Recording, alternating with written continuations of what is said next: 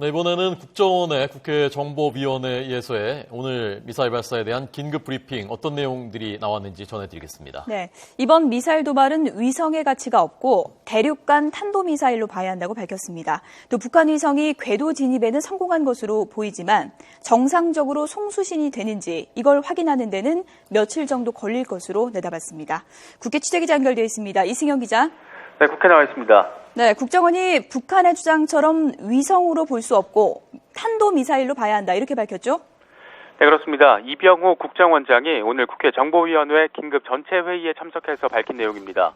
국회는 오늘 북한의 미사일 발사 소식이 전해지자 오후 3시 반부터 2시간 동안 긴급 현안 보고를 가졌습니다. 주호영 국회 정보위원장과 여야 간사는 회의를 마친 뒤에 브리핑을 열고 보고 내용 일부를 전했습니다. 먼저 이병호 원장은 오늘 긴급회의에서 위성이 되려면 무게가 800kg에서 1500kg 정도 돼야 하는데 이번에는 200kg 정도로 추정되는 만큼 위성으로서의 가치가 없고 탄도미사일로 봐야 정확하다고 밝혔습니다. 이어서 광명성 3호보다는 위성 중량이 증가한 것을 볼 때 성능이 진보했다고 볼 수 있지만 이 탄도미사일에서 중요한 기술인 대기권 재진입 실험은 없었던 것으로 볼 때 아직 관련 기술을 보유하지 못한 것으로 판단된다고 설명했습니다.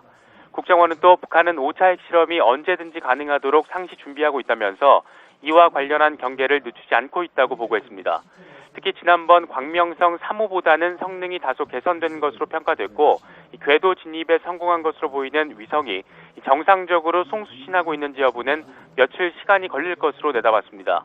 또 액체연료 자동 주입 기술을 북한이 갖추면서 이번 미사일 발사를 관측하는 데 어려움이 있었다는 보고도 함께 진행이 됐습니다. 국정원은 이와 함께 이번 미사일 발사가 김정은의 영도력과 성과를 포장하고 정권 공고화에 활용하려는 의도가 있는 것으로 분석했습니다. 특히 7차 당 대회를 앞두고 내세울 성과가 없는 상황에서 김정은의 업적을 과시하고 또 핵개발과 위성 강국으로 선전하는 효과를 노린 것으로 파악했습니다.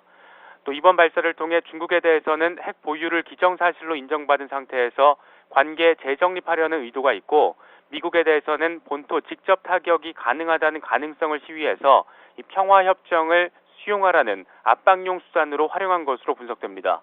지금까지 국회에서 YTN 이승현입니다.